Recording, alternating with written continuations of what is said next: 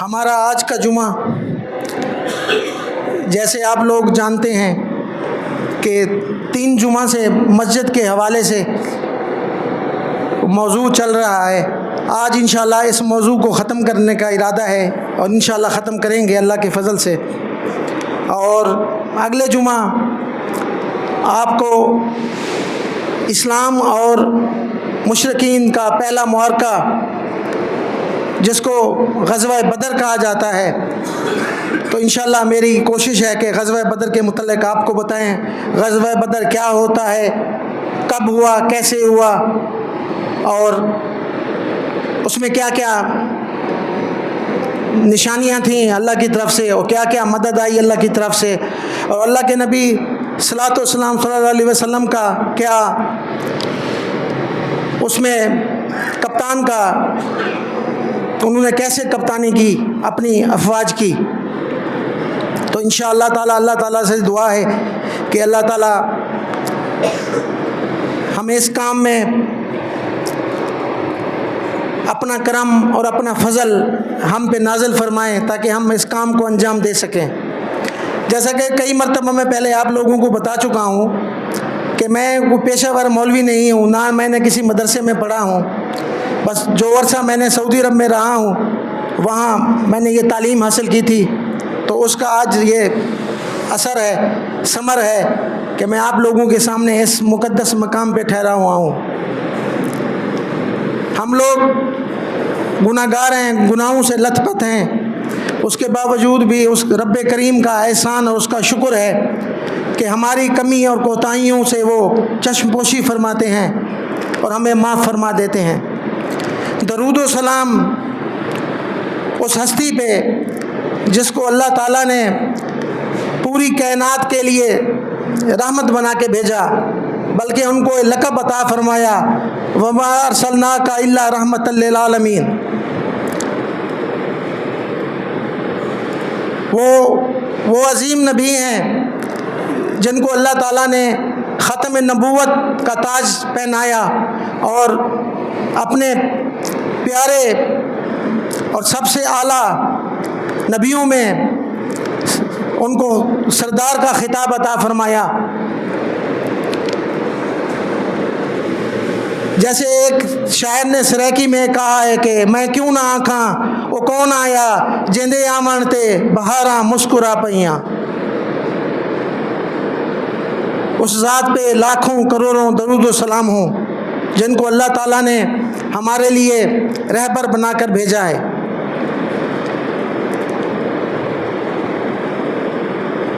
اپنے سلسلے کو وہیں شروع کرتے ہیں جہاں سے ہم نے اس کو پچھلے جمعہ ختم کیا تھا، اس دعا کے ساتھ کہ اللہ تعالیٰ ہم سب پہ رحمت فرمائے اور ہمارے عزیز و اقارب رشتہ دار جو اس دنیا سے رخصت ہو گئے ہیں اللہ تعالیٰ ان کی قبروں پہ اپنی رحمت فرمائے اور ہم سب پہ رحم فرمائے.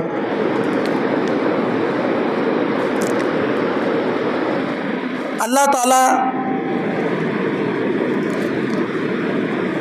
ان لوگوں پہ فخر کرتے ہیں جو مسجد میں بیٹھ کے دین سیکھتے ہیں یا دین سکھاتے ہیں، اور اللہ تعالیٰ عالم الغیب ہیں، اس کے باوجود بھی وہ اپنے فرشتوں سے پوچھتے ہیں کہ جانتے ہو یہ کون لوگ ہیں؟ تو ملائکہ پھر جواب دیتے ہیں کہ جی ہے ہم جانتے ہیں یہ وہ لوگ ہیں جو صبح شام آپ کے گھر کی دیکھ بھال کرتے ہیں اور خشوع خضوع کے ساتھ آپ کا ذکر کرتے ہیں. تو اللہ تعالیٰ ان کے لیے ایک انعام عطا فرماتے ہیں.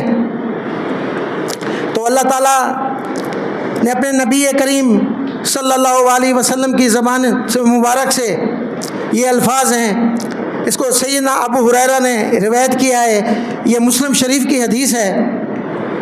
وہ فرماتے ہیں کہ نبی کریم صلی اللہ علیہ وسلم نے فرمایا جب کچھ لوگ اللہ کے گھر میں مسجد میں جمع ہو کر قرآن مجید کی تلاوت کرتے ہیں اور آپس میں ایک دوسرے سے پڑھتے ہیں یا ان کو پڑھاتے ہیں، ان پہ اللہ تعالیٰ پہلی خوشخبری سکینت یعنی سکون اطمینان نصیب فرما ان پہ نازل کرتے ہیں.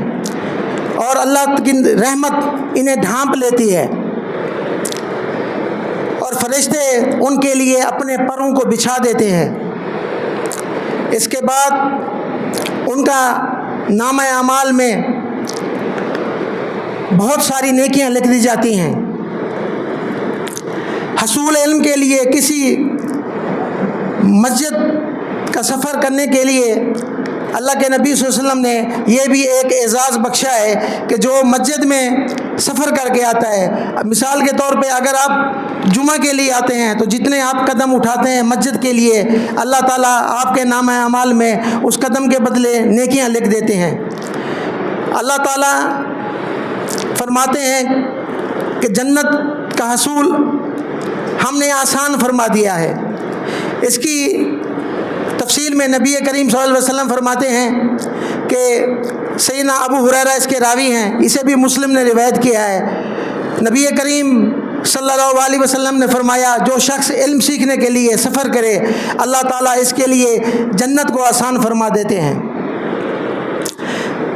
حصول علم کی نیت سے مسجد میں آنے والوں کے قدموں کے نیچے فرشتے اپنے پر پھیلا دیتے ہیں۔ حصول علم کے لیے مسجد میں آنے والوں کے لیے زمین و آسمان کی ہر چیز اس شخص کے لیے دعائے مغفرت کرتے ہیں، اللہ سے اس کے لیے معافی طلب کرتے ہیں۔ سیدنا ابو دردہ کہتے ہیں کہ میں نے نبی کریم صلی اللہ علیہ وسلم کو یہ فرماتے ہوئے سنا ہے کہ جو شخص علم کی خاطر سفر کرتا ہے اللہ تعالیٰ اس کے لیے جنت کا راستہ آسان فرما دیتے ہیں۔ فرشتے طالب علم کے سے خوش ہو کر ان کے قدموں کے نیچے اپنے پر بچھا دیتے ہیں۔ طالب علم کے لیے زمین و آسمان کی ہر چیز حتیٰ کہ پانی کے اندر مچھلیاں بھی ان کے لیے مغفرت اللہ تعالیٰ سے طلب کرتی ہیں، اسے ابن ماجہ نے روایت کیا ہے۔ حصول علم کے لیے مسجد میں آنے والے شخص کے لیے اللہ تعالیٰ نے جہاد فی سبیل اللہ کے برابر درجہ رکھا ہے، اس کا ثواب ملتا ہے۔ سیدنا ابو ہریرہ فرماتے ہیں کہ حضرت ابو ہریرہ فرماتے ہیں کہ میں نے رسول اللہ صلی اللہ علیہ وسلم کو فرماتے ہوئے سنا ہے جو شخص بھلائی سیکھنے یا سکھانے کی غرض سے میری اس مسجد میں آئے اس کا درجہ مجاہد فی سبیل اللہ کے برابر ہے۔ جو شخص اس کے علاوہ کسی دوسری دنیاوی مقصد کے لیے آئے تو اس کی مثال اس شخص کی ہے جس کی نظر دوسرے کے مال پہ ہو۔ دیکھیں کتنا بڑا اعزاز ہے۔ اس لیے تو کہتے ہیں جیسے بخاری شریف کی پہلی حدیث ہے انما اعمال بالنیات، آپ مسجد میں آتے ہیں یہ تو اللہ تعالیٰ بہتر جانتے ہیں آپ کس لیے آتے ہیں، کہ اس لیے کہ لوگ ہمیں نمازی متقی پرہیزگار حاجی کہیں، یا اس لیے کہ اللہ تعالیٰ ہم سے راضی ہوں ہمارے گناہوں کو معاف فرما دیں۔ یہ تو دلوں کے حال تو میرا اللہ جانتا ہے۔ اسی لیے اللہ کے نبی صلی اللہ علیہ وسلم نے فرمایا انما اعمال بالنیات، آپ جو بھی عمل کرتے ہیں اس کا دار و مدار آپ کی نیت پہ ہے کہ کس نیت سے آپ نے کیا ہے۔ سیدنا عقبہ بن عامر کہتے ہیں کہ ہم لوگ صفہ مالے، صفہ وہ جگہ ہے آج بھی جو لوگ مدینہ منورہ میں گئے ہیں، مسجد نبوی اللہ کے نبی صلی اللہ علیہ وسلم کے روضہ اطہر کے سامنے ایک جگہ مخصوص کی گئی ہے، اس کو کہتے ہیں صفہ۔ اس کے معنی یہ لیے گئے ہیں کہ اللہ کے نبی صلی اللہ علیہ وسلم کے زمانے میں جب صحابہ اللہ کے نبی صلی اللہ علیہ وسلم سے دین سیکھتے تھے، تعلیم حاصل کرتے تھے، وہ ایک چھوٹا سا چبوترا بنا ہوا تھا اس پہ بیٹھ جاتے تھے، تو آج بھی اس کو برقرار رکھا گیا ہے، آج بھی وہ ہے مسجد نبوی میں، اس کو صفہ کہتے ہیں۔ تو جو صحابہ وہاں ہوتے تھے ان کو بھی اصحاب صفہ بھی کہا جاتا تھا، جو وہاں مستقل ہمیشہ رہتے تھے، ان میں سیدنا ابو ہریرہ بھی تھے۔ تو فرماتے ہیں کہ تم میں سے کون شخص یہ چاہتا ہے کہ روزانہ صبح بتھا یا العتیقہ، یہ مدینہ منورہ کے بازاروں کے نام ہیں، وہاں جائے اور مفت میں دو خوبصورت اونٹنیاں اسے مل جائیں؟ تو صحابہ نے کہا فدا کا امی ہے بابوئی یا رسول اللہ، ہمارے ماں باپ آپ پہ قربان ہو، کون یہ نہیں چاہے گا، ہر شخص یہ چاہے گا کہ ہمیں یہ اونٹنیاں مفت میں مل جائیں۔ تو آپ علیہ الصلوۃ والسلام نے فرمایا مسجد میں جاؤ، کسی کو قرآن مجید کی 2 آیتیں سکھاؤ یا خود پڑھ لو، یہ 2 اونٹنیوں سے بہتر ہوں گی جو تم بازار سے خریدنا چاہو گے۔ اللہ نے تو اس کا اجر تمہیں مسجد میں صرف 2 آیتیں یا کسی کو سکھا دیں یا کسی سے سیکھ لیں اس کے برابر عطا فرمائیں گے۔ اسے مسلم نے روایت کیا ہے۔ آپ اندازہ کر لیں کہ اللہ تعالیٰ نے چھوٹی چھوٹی چیزوں میں کتنی بڑی اپنی نعمتیں، اپنا کرم، اپنا رحمت کے برسات کی ہوئی ہے۔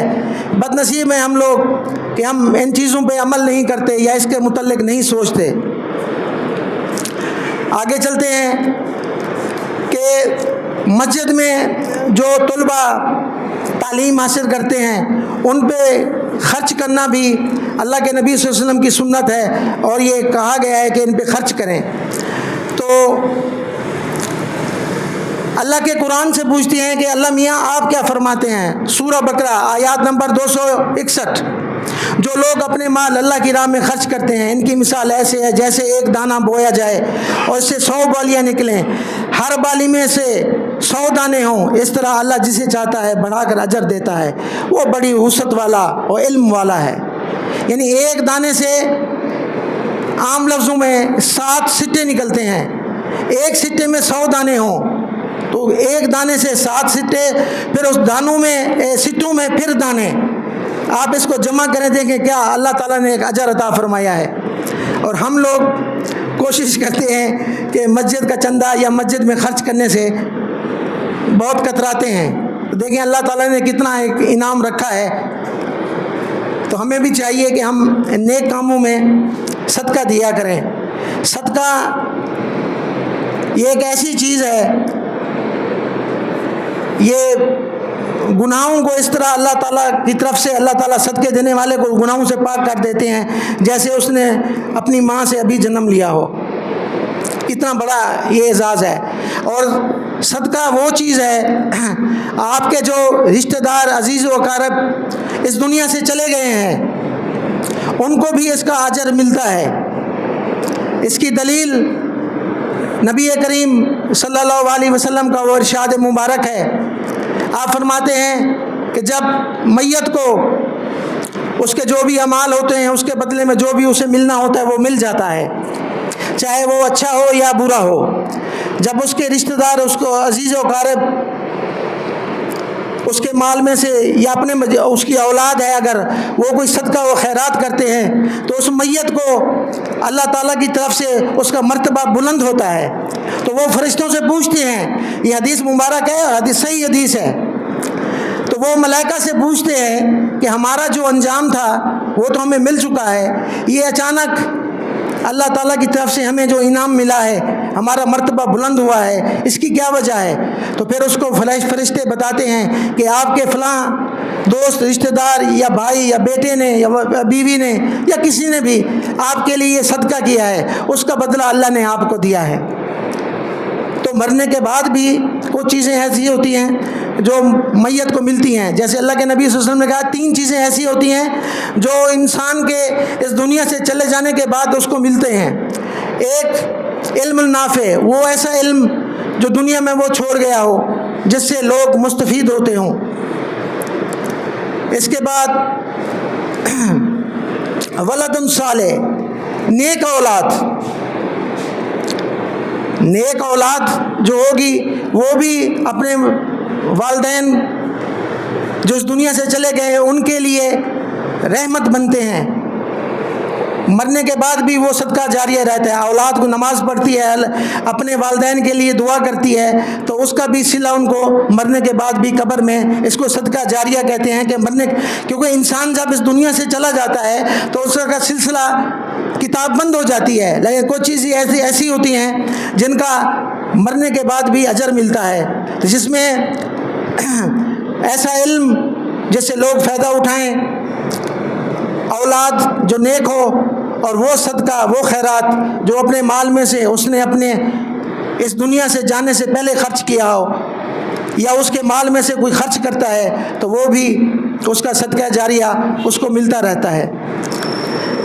مرنے کے بعد بھی کسی کو اللہ تعالیٰ نے محروم نہیں رکھا، یہ اس کی نصیب ہے کہ وہ اپنے پیچھے کیا چھوڑ کے گیا ہے۔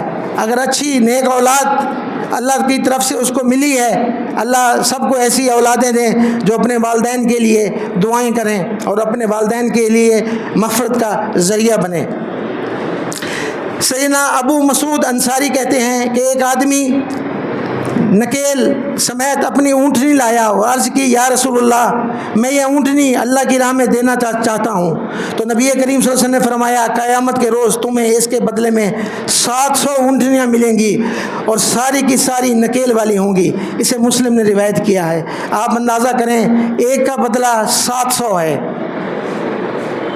یعنی اللہ کی فیاضیاں، اللہ کی رحمتیں، اللہ کے یعنی اپنے خزانوں میں سے کتنی آسانیاں اللہ نے رکھی ہیں، لیکن انسان ہے کہ دور بھاگتا ہے اپنے رب سے۔ اللہ کے دین کے لیے اگر آپ ایک جوڑا کسی کو کپڑے دلوا دیتے ہیں، کسی کو جوتے دلوا دیتے ہیں، تو وہ بھی قیامت کے دن آپ کے لیے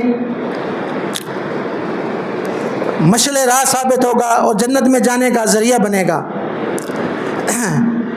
اس کی دلیل سیدنا ابو ہریرہ فرماتے ہیں کہ نبی اکرم صلی اللہ علیہ وسلم نے فرمایا جس نے اللہ کی راہ میں جوڑا خرچ کیا اسے قیامت کے روز جنت کے دروازے کا ہر خارزن بلائے گا اور کہے گا فلاں ادھر سے داخل ہو۔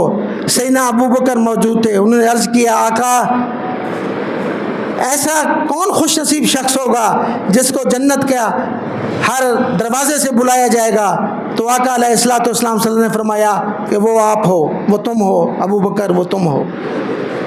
دیکھیں کتنی عظمت، کتنی شان اللہ نے اپنے نبی کے صحابہ کو عطا فرمائی ہے کہ انہوں نے ایک سوال کیا تو اللہ کے نبی نے وہ خوشخبری سنا دی کہ ابو بکر وہ تم ہو جس کو جنت کے 7 دروازوں سے بلایا جائے گا، وہ خوش نصیب تم ہو۔ اللہ کے دین کے لیے خرچ کرنے والوں کے لیے فرشتے برکت کی دعا کرتے ہیں۔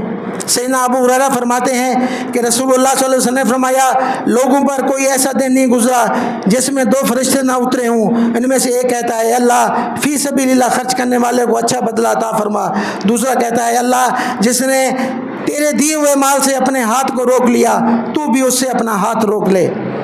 اسے مسلم نے روایت کیا ہے۔ آپ اندازہ کریں بخیل یعنی اس کا بخیل وہ شخص جو اللہ کے دیے ہوئے مال میں سے خرچ نہیں کرتا، جمع کر کر کے رکھتا ہے، جمع کر کر کے رکھتا ہے، گنتا رہتا ہے۔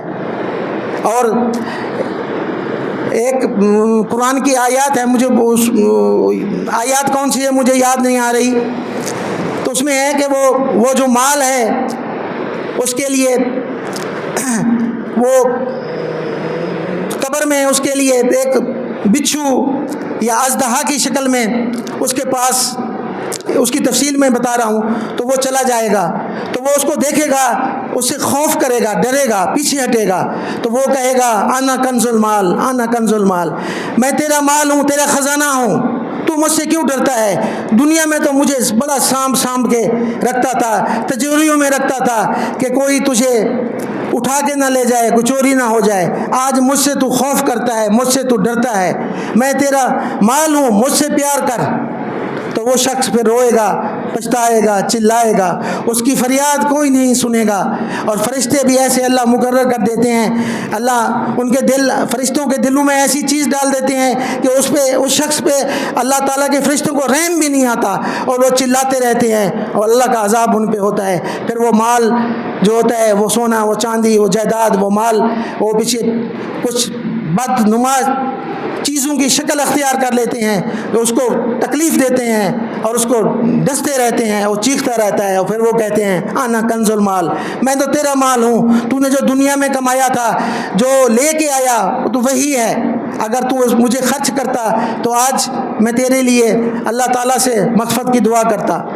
اور ایک اور حدیث میں ہے اللہ کے نبی صلی اللہ علیہ وسلم فرماتے ہیں جب میت کو آپ لوگ دفن کر کے واپس چلے جاتے ہیں تو فوراً فرشتے آ جاتے ہیں اس کے پاس، اسے سوال و جواب کرتے ہیں، اس سے پوچھتے ہیں تیرا رب کون ہے، تیرا نبی کون ہے، اور بھی سوال کرتے ہیں۔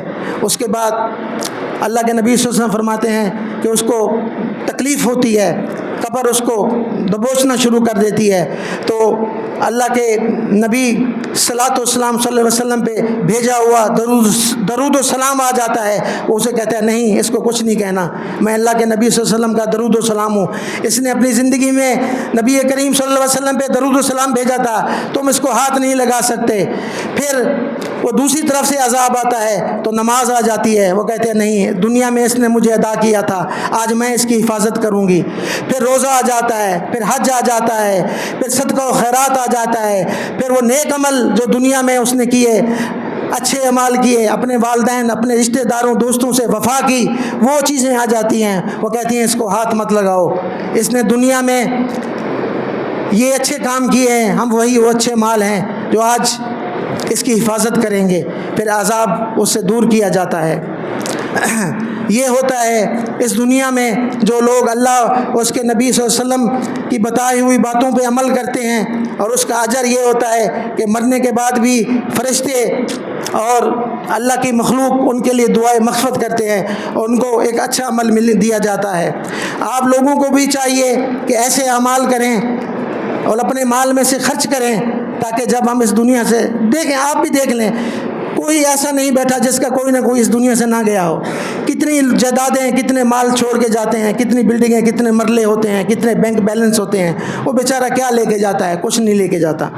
आखिर वक्त में पता नहीं कैसा वक्त होता है, कैसी मौत आती है, अच्छी आती है, बुरी आती है, ये भी अल्लाह ताला बेहतर जानते हैं। वो जैसे एक कुरान की आयत है, मुझे याद आ रही है, मा तदरी नफ्सन में अर्द मौत, कोई इंसान ये नहीं जानता कि उसको किस ज़मीन पे कहाँ उसको मौत आएगी। इसलिए ये माल, ये जायदाद, ये दौलत, ये सब आपने अपने रिश्तेदारों को, अपने वालिदैन को, अजीज़ व क़ारिब को ख़ुद अपने हाथों से दफन किया होगा, वो बेचारा क्या लेके जाता है? सब कुछ यहीं पड़ा रहता है। बाज़ जगह तो ये भी देखा गया है कि वो अभी मैयत रखी हुई होती है, वहाँ पे घर में उसका कफन दफन का इंतज़ाम हो रहा होता है और मशवरे शुरू हो जाते हैं भाइयों में, रिश्तेदारों में, इसकी ये इतना माल छोड़ के गया है, ये मेरा है, ये उसका है, ये उसका है, ये उसका है, ये उसका है। ये भी मैंने अपने आँखों से देखा है, अपने कानों से सुना है ये चीज़ें। अभी वो दफन भी नहीं होता, उसके माल के मुतल्लिक पहले झगड़े शुरू हो जाते हैं कि इसमें से मैं इतना लूँगा या वो उतना लेगा, ये घर उसका है, दुकान उसकी है, बैंक बैलेंस, ये अभी होता है, ये बातें शुरू होती हैं। वो बेचारा अभी ज़मीन के अंदर दफन भी नहीं होता, तो वो क्या लेके जाता है? तो इसीलिए अल्लाह के नबी सल्लल्लाहु अलैहि वसल्लम ने कहा है कि ज़िंदगी को मौत से पहले गनीमत जानो। ऐसा ना हो कि वो वक्त आ जाए कि तुम्हें फुर्सत ही ना मिले। जैसे खुशहाली को मोहताजी से पहले, बीमारी को सेहत से पहले, ये गनीमत जानना चाहिए इन चीज़ों को, इन चीज़ों से पहले कि अल्लाह ने ये जो वक्त दिया है, जैसे जवानी है, जवानी को बुढ़ापे से पहले, खुशहाली को मुताजी से पहले, सेहत को बीमारी से पहले, ज़िंदगी को मौत से पहले गनीमत जाने। ये अल्लाह का तोहफे हैं, इन तोहफ़ों को गनीमत जाने और इन तोहफ़ों की कदर करें, ताकि कल कब्र में भी आपकी कदर की जाए और आपसे अच्छा सलूक किया जाए। और ये ऐसी चीज़ें हैं जो आप यहाँ अपनी ज़बान से अदा करते हैं और आपको एहसास भी नहीं होता इसकी कितनी बड़ी कीमत है। ये जब कब्र में जाएंगे तो पता चलेगा कि आका अलैहिस्सलातु वस्सलाम मोहम्मद करीम सल्लल्लाहु अलैहि वसल्लम की ज़ात अक़दस पे दरूद व सलाम के कितने फ़ायदे हैं दुनिया व आखिरत में। उसकी दुनिया भी संवर जाएगी, उसकी आखिरत भी, और कब्र में भी अल्लाह के नबी सल्लल्लाहु अलैहि वसल्लम की सही हदीस है कि दरूद व सलाम आ जाएंगे उस मैयत को अपने हसाल में जो दबोच लेंगे और कहेंगे नहीं, इसको कुछ नहीं कहना, मैं अल्लाह के नबी सल्लल्लाहु अलैहि वसल्लम का दरूद व सलाम हूँ, इसको कुछ नहीं कहना। तो ये बरक़ात हैं अल्लाह के नबी सल्लल्लाहु अलैहि वसल्लम की सुन्नतों पे अमल करने के और दरूद व सलाम के। आप लोगों को चाहिए जब भी आपको फुर्सत मिले नबी करीम सल्लल्लाहु अलैहि वसल्लम की ज़ात अक़दस पे दरूद व सलाम भेजा करें। ये बहुत बड़ा ख़जाना है, इस दुनिया में भी इसका अजर है। अच्छा, एक चीज़ और आपको बताऊँ मैं कि आप जो भी अमल करते हैं इस दुनिया में, ये गारंटी इस बात की मैं दे सकता हूँ, मेरे पास दलील है इस बात की। आप जो भी अमल करते हैं इस दुनिया में, आपको पता नहीं है कि वो अल्लाह के यहाँ कबूल है या नहीं है। कोई भी अमल आप करते हैं, یہ تو اللہ بہتر جانتے ہیں اللہ کو پسند ہے یا نہیں پسند ہے، لیکن درود شریف ایک ایسی نعمت ہے اللہ تعالیٰ کی، ایک ایسا کرم اور ایسا اللہ تعالیٰ نے ایک کیمیا آپ کو دیا ہے، ایک ایسا تحفہ دیا ہے کہ جس کے متعلق اللہ نے پہلے ہی اعلان کر دیا ہے کہ جو میرے نبی پہ ایک مرتبہ درود بھیجے گا میں اس پہ 10 مرتبہ رحمت نازل کروں گا، اس کے 10 درجات بلند کر دوں گا، اس کے 10 گناہ معاف کر دوں گا۔ یعنی یہ ایسی نیکی ہے کہ اللہ نے اس کی گارنٹی دے دی ہے، اور کسی نیکی کی گارنٹی نہیں ہے۔ آپ روزے رکھتے ہیں، آپ کو پتہ نہیں اللہ کیا کریں گے، کچھ پتہ نہیں ہوتا، لیکن یہ ایسا چیز ہے، ایسا تحفہ ہے، ایسا اللہ کی طرف سے ایک انعام ہے کہ اللہ تعالیٰ نے آپ کو یہ گارنٹی دے دی ہے کہ بھئی میں اس کا بدلہ، میں اس کو قبول کیا اور اس کا بدلہ بھی آپ کو دے رہا ہوں۔ مجھے ایک چیز نبی کریم صلی اللہ علیہ وسلم کی ذات اقدس کے متعلق ایک اور بات یاد آ گئی، یہ موضوع سے ہٹ کے ہے لیکن کیونکہ چیزیں ایسی ہوتی ہیں تو بتانا ضروری ہے۔ اللہ تعالیٰ نے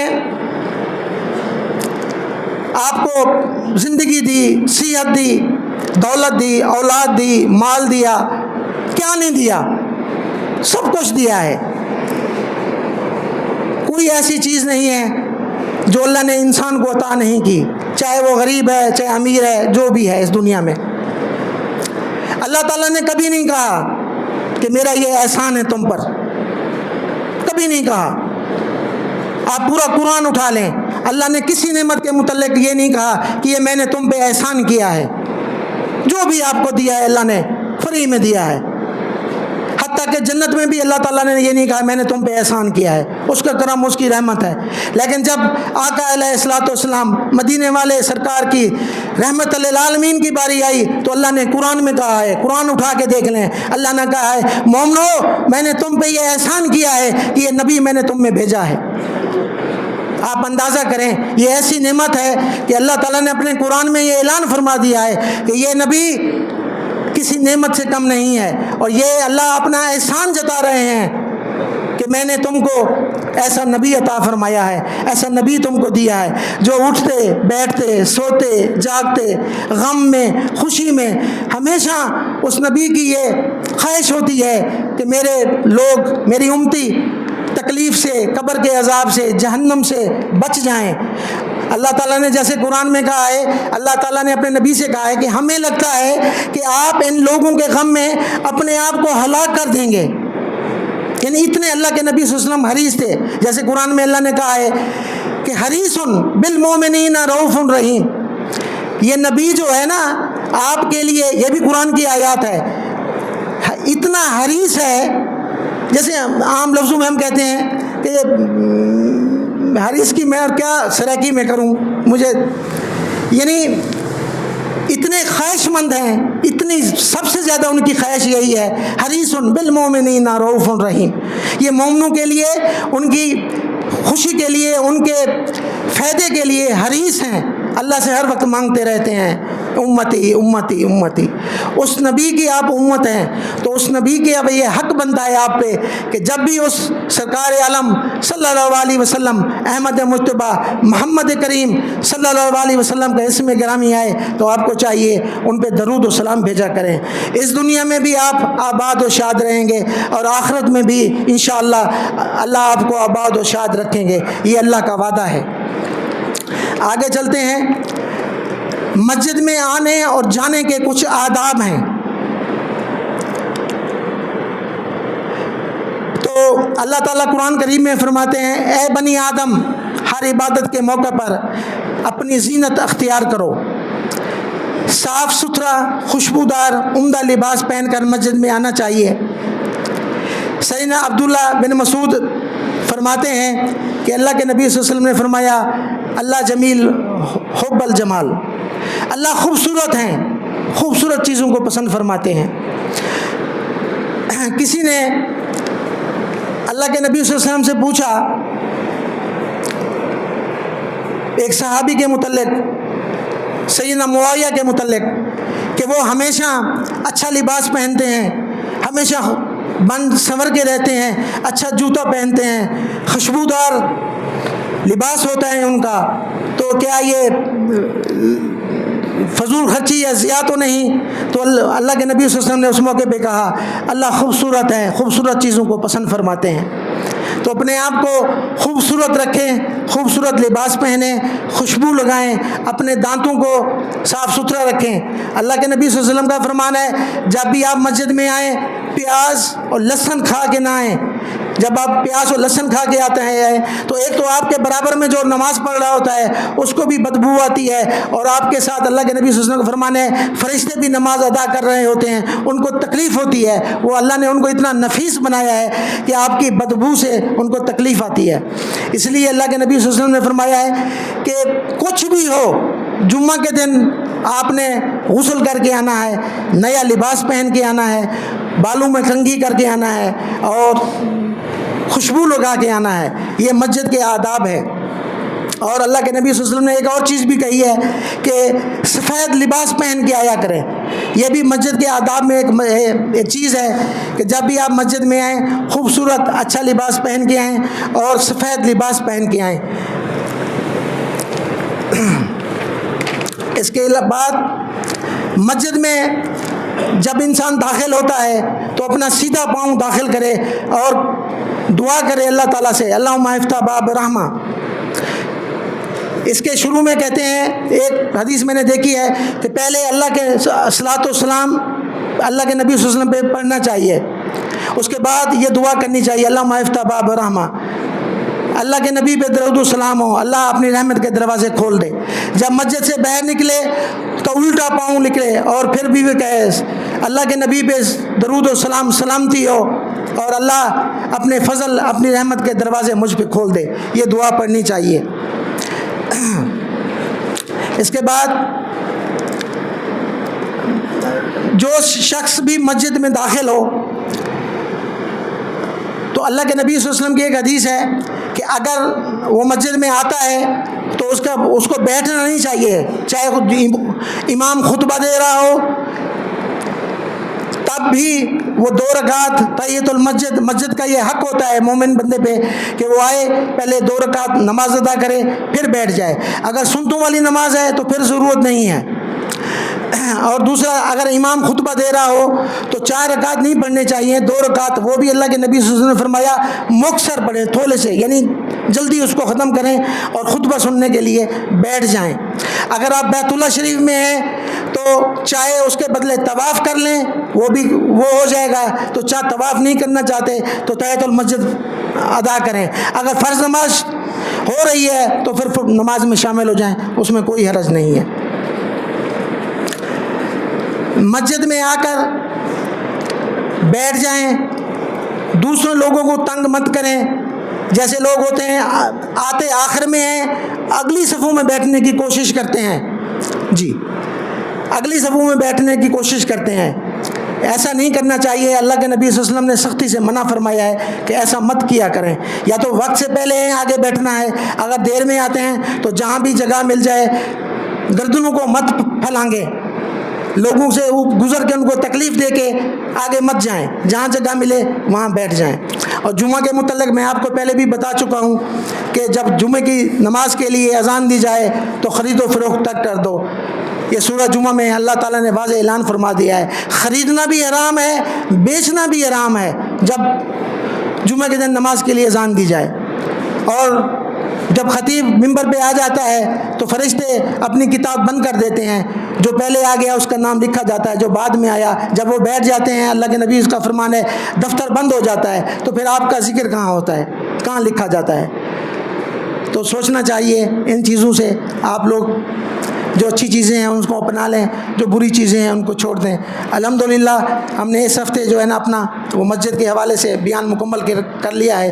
اگلے جمعہ انشاءاللہ غزوہ بدر کے متعلق آپ کو بتائیں گے غزوہ بدر کیا ہے اور کب ہوا، کیسے ہوا. وما لنا البلاغ المبین.